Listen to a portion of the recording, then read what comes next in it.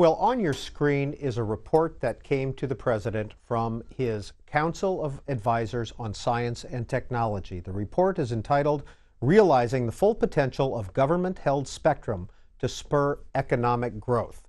Two members of that Council of Advisors on Science and Technology are joining us this week on the Communicators. On the left, Mark Gorenberg, and on the right, Craig Mundie of Microsoft. They join us from the Microsoft studios in Redmond, Washington. Mark Gorenberg is a venture capitalist with Hummer Winblad out of Silicon Valley. Mr. Gorenberg, if you would, start by telling us what is PCAST, or the Presidential Council of Science and Technology? PCAST is the President's Council of Advisors on Science and Technology. It started back in the FDR days. This PCAST has 21 members. It's chaired by John Holdren, who's the President's science advisor, and also Eric Lander, who's the co-chair, and then vice-chaired by Bill Press and by Maxine Savitz. PCAST works on a number of reports, reports that were done for STEM education, manufacturing, nanotechnology, health IT, a number of other issues, and we took on this study in the fall, as you talked about, to look at the full potential of federal spectrum. Craig Mundie, if you would, summarize this report that you all gave to the President. Well, in the report, we make a series of recommendations that span quite a range of issues that begin with the question of what should the strategy be long-term for the country in order to avail itself of the benefits that come from all the new technologies, the new electronic and software technologies that are available today, but for a whole variety of reasons haven't been able to be broadly deployed. The report speaks to methods of creating incentives and measurement systems within the broad use of spectrum by the federal government in order to accelerate the movement from the classical model of spectrum allocation to the new model. And the report basically identifies specific strategies, how this process could begin early, even though the complete transformation, if it's to be done, will probably take as long as 20 years or more. Also joining us is Paul Kirby. He's our guest reporter. He's a senior editor with Telecommunications Reports. Thank you. Gentlemen, the report calls for the immediate identification of 1,000 megahertz of spectrum for sharing with wireless carriers, federal spectrum. And it also says that such sharing should be the norm rather than reallocation for exclusive use. The wireless industry has reacted somewhat coolly to this. They say they still prefer, as the first option, reallocating spectrum for exclusive use. One of their allies even said that this report and some other reports is providing cover for the Department of Defense, basically, which doesn't necessarily want to give up spectrum. Can you give us a sense how realistic it is that the report will be implemented as a result of this opposition? Well, that certainly is up to the White House to decide how they want to move forward on the report that we've put together. But in terms of the situation itself, we're looking at dizzying demand. We're following on the broadband plan, as you know, Paul, that came out 2 years ago. They called for the accessing 500 megahertz of spectrum for commercial use, making that available. The growth, even since the broadband plan, has been greater than expected. And if you look at some of the studies coming out there now, those studies look at an economy of perhaps $4.5 trillion by 2020, 50 billion devices, huge growth not only in spectrum as we use it today, but also in new ideas like the Internet of Things and machine-to-machine. So if you look at that, you can say, well, that may call for 50 times more effective spectrum. If you look at current technology, if you look at just increasing spectrum, that might give you 2 times. If you look at technologies being used today like LTE, that might give you 5 times. But to get 50 times, you have to go to a new idea for working with this spectrum. And what we found is that over the long haul, the clearing and reallocation of federal spectrum is not sustainable. As you saw in the recent excellent NTIA report that just came out regarding the 1755 ban that called for over 10 years $18 billion and a lot of disruption. What we looked at, and it's interesting that people consider us to be forward-thinking, we think we're actually being very pragmatic and very conservative. And in the report, we're looking at using technologies that are available today and deploying those technologies really around new policy to start to create these spectrum superhighways. We actually want to get spectrum to these commercial users sooner. We think perhaps within 3 years by implementing this, in terms rather than 10 years as talked about in the NTIA study. And again, we're only looking at federal spectrum. Well, yeah, I just like to add one thing, which is that you know, there's a lot of commentary, as you mentioned, from CTIA and some of the traditional cellular interests. But you know, when we sat as the science advisors and looked at the country's aggregate need for spectrum over the long term, you know, we conclude that that's just going to be one application, that there's going to be many, many applications, both in the private sector and in the government environment. And that the ultimate sustainability question is not really whether you could just clear enough spectrum to make the traditional cell phone industry happy. We don't think that's even possible. But when you look at the broader demand over time, there's no possibility to do this without a fairly radical transformation of how we think about allocating and managing spectrum. Let's drill down a little. Randall Stevenson, who's the CEO of AT&T, said recently that technical solutions such as smart antennas are, quote, nowhere near prime time. Now, the report talks a lot about using various technologies to try to enable this spectrum sharing. Is there, I'm curious if you have any more reaction to the criticism of the technology, if you will. Yes, and by the way, Randall Stevenson, who is a great CEO, we absolutely agree with the comments that he's made, both in his op-ed that came out beginning of June, and then he did a speech for about an hour or so right after that. But if you look at what he said, one, that it's going to be 6 to 8 years if you cleared and repacked spectrum for them, whether it's commercial or federal spectrum, and that sharing technologies, device technologies that he talked about, smart antennas, DSA, et cetera, would be 5 years or more. And they're looking for spectrum more immediately. And that was his call. We actually believe in what we've put forward, that we're espousing the same, because we're not talking about, although we mention those technologies in the report, if you see, Paul, in our recommendations, we don't talk about the deployment of those technologies at all. We talk about technologies that are here today already being used. We talk about database technologies and the idea of building a spectrum access system, which is really an evolution of the white space technology that I think that Craig has been very involved with now for probably over 10 years and can talk about. We talk about the deployment of small cell. And by the way, small cell technologies, as you know, we'll be shipping more units of small cell next year than we will macro cells. And we're talking about simple technologies for sharing that are already deployed, like DFS in the 5 gigahertz band, or the way they've now deployed medical body area networks with sharing of military systems. So we're actually talking about using the technologies today, but we think that if we can create that backbone, that will be the spurring litmus to move these other technologies forward, and we'll see those in the 5 to 10 years that will happen. More likely to see them, by the way, if we can get these superhighways started and get a framework going where they'll be successful. Craig, Mundie. I'll add. Go ahead. Oh, go ahead. Well, I was just going to add a thought that, you know, that many of these technologies don't have to be advanced substantially to even begin.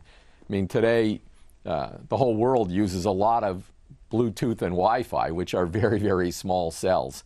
And in fact, even the carriers today are offloading in high-density metro areas a lot of the data traffic from their cell phones onto these essentially Wi-Fi cells, which are very small, but they create reuse. You could take the existing cellular systems and just start to shrink the cell sizes systematically, which would require no new spectrum and no new technology, and you'd essentially get increased reuse even within the classical architectures. So, you know, as Mark mentioned, you know, we're not betting the farm on the idea that there has to be an immediate introduction of radical new technologies. However, we do think over time that each of these additional technical changes sort of creates another multiplying effect in terms of spectral efficiency.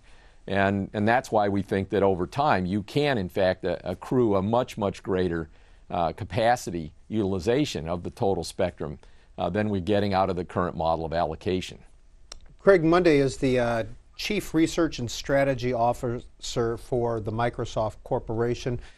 Mr. Mundie, are there privacy concerns when it comes to sharing spectrum space with the federal government? No. Basically, sharing is a word that, as your question connotes, implies a lot of things with a lot of people. But in this case, the fact that radios may coexist in a common set of frequencies in no way implies that there's access from one radio system to the next radio system, whether they were two private systems or a private system and a government system. Those architectural questions are completely resolved, and I don't think there's any privacy issue there at all. In your report, gentlemen, you write that shared access to federal spectrum should be governed according to a three-tier hierarchy. Federal primary systems would receive the highest priority and protection from harmful interference. Secondary licensees must register deployments and use in a database and may receive some quality of service protections, possibly in exchange for fees, and general authorized access users would be allowed opportunistic access to unoccupied spectrum. Could you explain that a little further, please? Oh, sure. So if you look at the idea of, first of all, deploying this in federal spectrum, excuse me, and saying, okay, so you would have, in different areas, you could have a federal user be the primary incumbent. You could then have folks that could get an exclusive secondary access. And that, by the way, could be current LTE systems. It could be small cells that are looking for quality of service, more like almost like a carpool lane on a highway. Or you can, and then in general access, you could have the idea of people who don't have exclusive access to that spectrum sharing that. In some ways, similar to unlicensed but not unlicensed spectrum, a way that it would be either registered or could be automatically registered so that there could be track of all this in a database. Yeah, I'll just offer a thought. I mean, I think sometimes people get very animated about this question of federal preemption or priority. But there's two things that are important to realize. I mean, we have these situations, if you will, even in the wireline telephone network. The government has, for many, many years, had the ability to preempt traffic on the classical phone lines or even the cellular networks in emergency situations.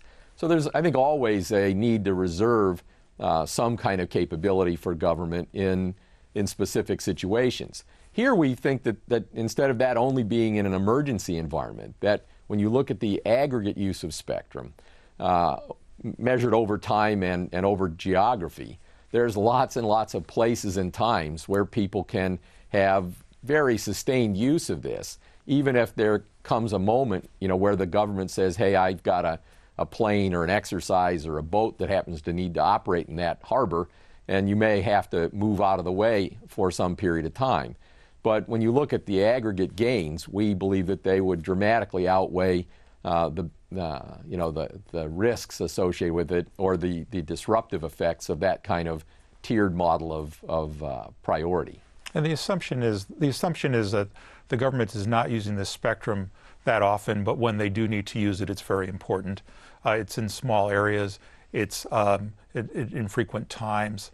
It's in such a way where it's not very disruptive, as Craig is saying, to commercial users, particularly ones who opt to get an exclusive secondary to use of that spectrum.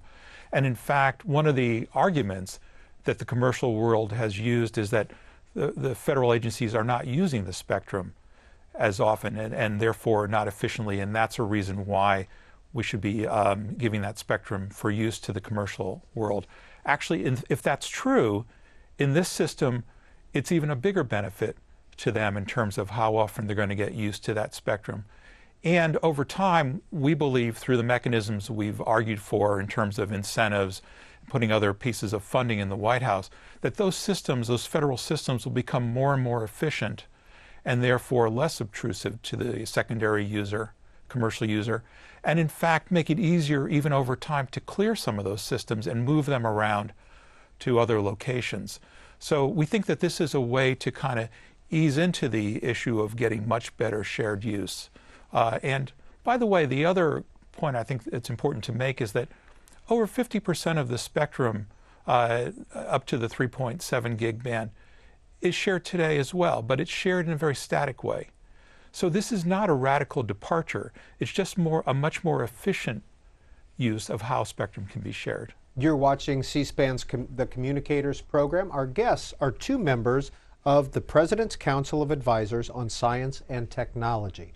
Mark Gorenberg is a venture capitalist from Silicon Valley, and Craig Mundie is the Chief Research Officer and Strategy Officer with Microsoft. Paul Kirby is our guest reporter. Mr. Gorenberg and Mr. Mundie, when we're talking about priority access and the kind of the hierarchy of sharing for the federal spectrum, a number of parties have made the case that the federal agencies, for this to work, have to be assured that their spectrum, their operations won't experience interference, and that even, and the report actually mentions this, that there could be basically a shut-off of the commercial operations if there's harmful interference. Mr. Mundie mentioned the TV white spaces databases. Those are rolling out very slowly. There's a couple of them right now, but it's not a nationwide operation.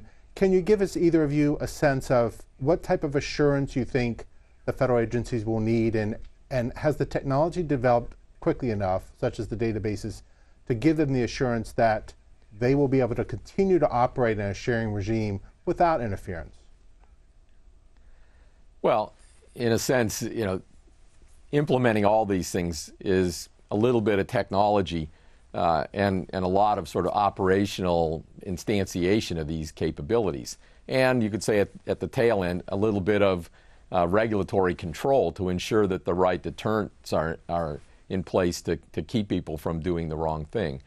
Part of the reason in our proposal for this, I even think of it as sort of a transitional model of these stacked priorities, is it allows us to get started immediately, before the time where a government radio system might be modified to be more inherently able to operate in a similar, generally shared environment. And so a lot of the quest we had was to say, how could you make use of technologies that are currently demonstrable and are in the process of getting rolled out, both in the United States and outside the United States, and piggyback on the progress that's been made there in both a regulatory and a developmental sense over the last 10 years, and use that to accelerate the transition into this. Each of these choices can sort of be made band by band. I mean, and so doesn't have to be sort of one giant database in the sky that controls everything all the time. It may be practical or even desirable ultimately to do that, but it's not a prerequisite to start to move in this direction. So, for example, we identified an area in the spectrum where the government has a lot of uses, for example, like maritime radars. And while that's an important use when a ship is operating in a particular area, that's typically only going to be near the coast or maybe the Great Lakes. The entire rest of the country is currently reserved for those boats that'll never be there to operate their radars. So our view is that, if the government's willing to know, this is the idea of registration, what those devices are, then you have the ability to come back on anybody who violates it. These kind of violations happen today. I mean, you get people, whether they're, amateur radio operators or others, who either, intentionally or accidentally, start intruding somewhere they're not supposed to be, and the FCC has enforcement powers against those kind of issues. So to create this environment, yes, there'll be some technological activity, but you'll have to take these conventional mechanisms that are well established for enforcement on the FCC side, and then you'll have to have that contract made with the federal user. These have been done on an ad hoc basis already in specific bands, for example, sharing radars, with other applications. And so it's not like this is without precedent. What we're trying to do is say there's now a general architecture that would allow this to become the norm, as opposed to things that are done on an ad hoc basis, one after another. And as Craig is saying, we although we believe a system like this can be applied to federal spectrum, regardless of frequency, we looked more at the higher frequencies, and the higher frequencies, let's say 2700 and above, are particularly well suited to small cell. And everybody's sort of converging to this idea of, for example, in the 3550 band, which was the first band that was analyzed by the NTIA, they looked at it initially against large macro towers and created 200-mile exclusion zones around the coast, which is not that interesting. But if you put in small cell technology into these areas by commercial users, whether they have a priority access or whether they have a general access, you can shrink those exclusion zones significantly and at the same time give much better solace to the federal government that they're going to have sort of a free and clear area to operate. Now, the report contends that the new federal spectrum regime could more than make up for revenues lost from not auctioning spectrum returned from federal agencies. But members of Congress love auctions, as you probably know, because it brings in money. How can you then convince lawmakers? Now, some Democrats on the Hill have been very favorable about the report. One Republican commissioner and some Republican aides on the Hill less favorable. How can you convince them, or will you try to convince them that it's okay if you don't get the auction revenues now, because down the road it will create more than enough for the economy? Well, again, we're looking only at federal spectrum, and ironic, if you look at that, auction started in 1994. There have been $53 billion created by auctions, but over 90% of the net of that has come from repurposing commercial spectrum for commercial reuse.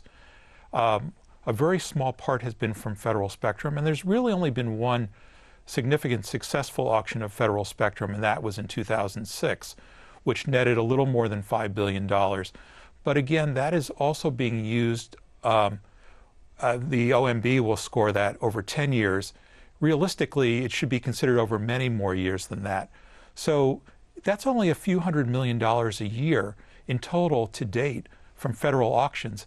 And if you look at the NTIA report that just came out, again, that talked about $18 billion, and they're not even planning right now, I believe, to auction that because the cost of clearing would be greater than what they suspect will come in. So when you look at federal spectrum, the amount of revenue they were going to get anyway would be relatively small.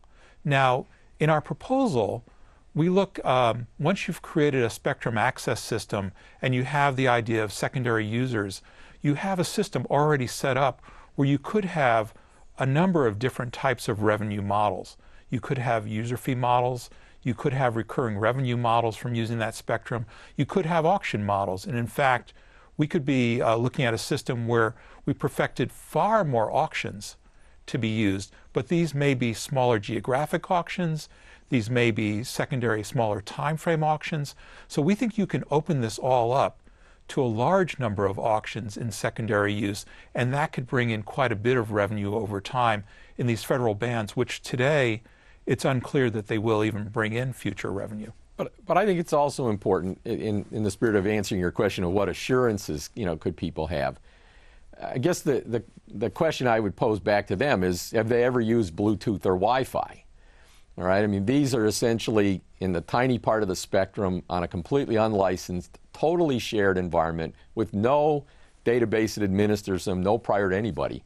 And you can go all around the planet today, and there's a huge economy built around the use of Wi-Fi, the sale of the equipment, its integration into phones, the offloading of data traffic, all new equipment that people are buying in their homes, new cars. Every one of these things is essentially aiding the economy, if you will.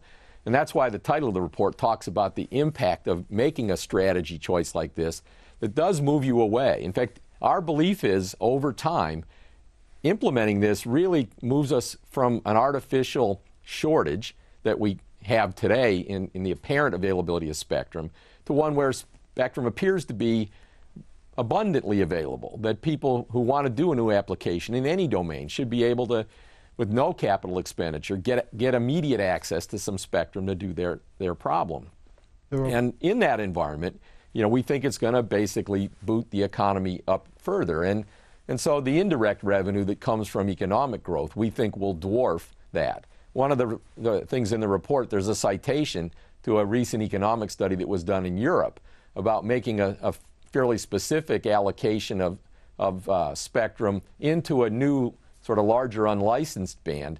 And they estimated that these few tens of megahertz put into that model in Europe would be the rough equivalent of an 800 million euro stimulus program. Actually billion. Or, I'm sorry, billion euro program. And so I think whether you look at it as an academic economist or you just look at it practically, and what has happened with the stimulus created by the arrival of Wi-Fi and Bluetooth in basically less than a decade, you should have some comfort that these things could really happen. Now, when the report was released recently, officials from the White House and the Commerce Department were very complimentary of it. Have you gotten any sense, either one of you, that they planned for the president to issue the memo you call for anytime soon, and if so, when? Well, I'll just say, as Mark said earlier, it's ultimately the president's choice about what he does in terms of the report. But I think it's safe to assume that we wouldn't issue the report in a complete vacuum. There's been a lot of discussion with all the stakeholders, both in the White House, throughout the federal agencies, and frankly, even many of the commercial companies, even those that are sort of, in some ways, complaining about different aspects of the report. We're all party to the discussion, before we even completed writing it. So, it's not like we went into a closet somewhere, produced this thing, and just dropped it on the president's desk. There's a lot of thoughtful process that goes into the development of it, and as such, we are pretty hopeful that the president will, in fact, move to act on the recommendations. Exactly how, that's up to him. Mark Gorenberg, why 1,000 megahertz? Where did that number come from? Well, first of all, we look at the demand and we see the demand is going to be huge. The other is why 1,000 megahertz. The NTIA looked at the idea of when the broadband plan came out, they started to identify spectrum, and initially they looked at up to 2.2 gigahertz of spectrum and then keyed in on 1.5 gigahertz or 1,500 megahertz that should be analyzed. From that, we started to look through that and said there is a good opportunity how it will evolve in this area of, say, 2,700 to 3,700, and there are a lot of other bands as well. So the 1,000 megahertz is both a combination of need for demand for sharing with the federal government, but also the idea of setting a big goal that sets a marker out for us to go after. I'll add, though, that there is sort of a technical basis for why we want the big goal. Our model in the long term is that we shouldn't be giving people tiny little slivers of spectrum to operate in. That, in fact, the new architectures that are emerging in software-defined radios and other related technologies really operate better if they get to range across a much broader chunk of frequencies. And that's, in fact, where we think that you'll get much higher overall utilization. The military, of course, moved to some of these kind of architectures years ago, spread spectrum communication, for example, not for spectral efficiency, but to basically make it harder for people to jam them. But in fact, the inverse of that will be a benefit. If you can basically get a lot of people operating across a much broader band, you're likely to get much better spectral efficiency over the long term. To get everybody into that model will, in fact, require that all radio systems ultimately are re-architected from the classical 100-year-old model to the new sort of advanced technological model. And that's why we claim that the entire process will take, 2 to 3 decades. We can't go up and get the satellites and service them and change their radios. So some of these systems just have a long lifetime, and you won't be able to get them all re-architected. But I believe that over that period of time, and with a lot of it happening much sooner, that these things will actually happen. Final question from Paul Kirby. As you say, the report says that implementing all these could take decades, but Mr. Gorenberg, you mentioned earlier during the show that some things could occur in a few years. Realistically, 3 years from today, if the president were to issue the memo, what would you think could be realistic 3 years from today as a result of the report? Yes, Paul, thank you. Well, first of all, we look at starting a pilot almost immediately, and we look at 3 steps in that. One is to create a steering committee of industry leaders, CEOs and equivalent in the companies to start to help to move this strategy forward in a way that is practical to them.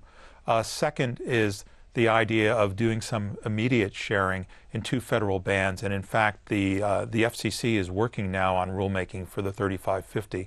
That's one of the bands that we talked about, choosing another band. And we think that could be done with existing white space technology. And that's something that could be started almost immediately after the regulatory process goes through. The third is we look at creating a test city and mobile test services, which are large scale, which will give solace to industry, to the federal agencies, and also to policymakers, that this whole sharing concepts can be practically done, and also that they can get some solace that they've been tested over a long period of time in a very large environment.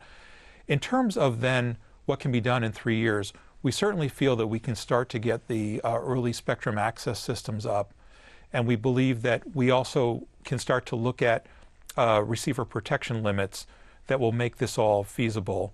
And I know you've talked about that, Paul, in previous interviews that you've done. And so when you put all that together with small cell technology, it says that you can actually get started in these bands and have something up and running in the next 3 years. And we are out of time. I'll just offer, okay. Very quickly, Mr. Mundie. I was just going to say, I think, when we've seen other changes like this, when people got excited about Wi-Fi and Bluetooth, you saw this incredibly rapid evolution of those technologies.